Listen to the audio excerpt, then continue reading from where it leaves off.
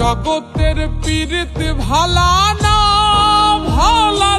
গো, পীড়িতে শান্তি। তুমি যদি এমনি মন খারাপ করে থাকো আমি কেমনে যাবো কত পাগলি একটা।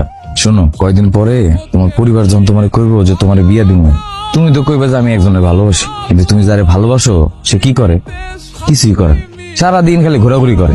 তাহলে কি মেনে নিবো আমাকে? কিন্তু তোমার কথা যে আমার খুব মনে পড়বো।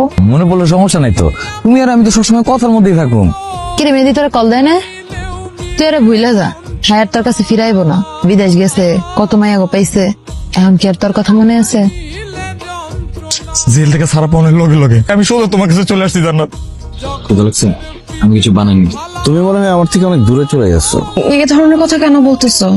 না, সারাদিন কোনো খোঁজ খবর নাও নাই, বেঁচে আছি না মরে গেছি। আচ্ছা, একটা ভিডিও কল দিই তোমাকে। ভিডিও কল দিও না বুঝছো, কারণ এই বাসা ভর্তি মানুষজন তো, কেউ দেখে ফেললে একটা ঝামেলা হয়ে যাবে। একটু এদিকে আসো তো।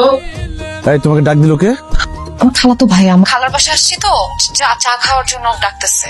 আচ্ছা ঠিক আছে, ফোন রাখি তাহলে। হ্যালো জাভেদ, জান্নাতের গ্রামে খোঁজ লাগাতো।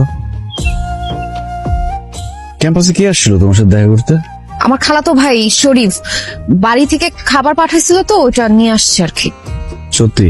আমি তোমাকে কেন মিথ্যা কথা বলবো? বিশ্বাস করো জান্নাত, তুমি আমার পুরো পৃথিবী। তুমি এমন কিছু করবে না যাতে আমার পৃথিবীটা উল্টা পাল্টা হয়ে যায়। ব্যাপার, তুমি আমাকে এখানে কেন ডাকছো? শরীফকে? শরীফ আমার খালাতো ভাই। শরীফ নামের তোমার কোনো খালাতো ভাই নাই। মেয়েদিকে, ওর সাথে তোমার কি সম্পর্ক? মেয়েদের সাথে আমার কোনো সম্পর্ক নাই, ওর আর আমার মধ্যে কোনো কিছু নাই। মেয়েদের সাথে সম্পর্ক না থাকলে এগুলো কি? এই ছবিগুলো কেন? তুমি মেয়েদের মোবাইল কোথায় পাইছো? কি সম্পর্ক মেয়েদের সাথে? প্রেমের সম্পর্ক, ভালোবাসার সম্পর্ক।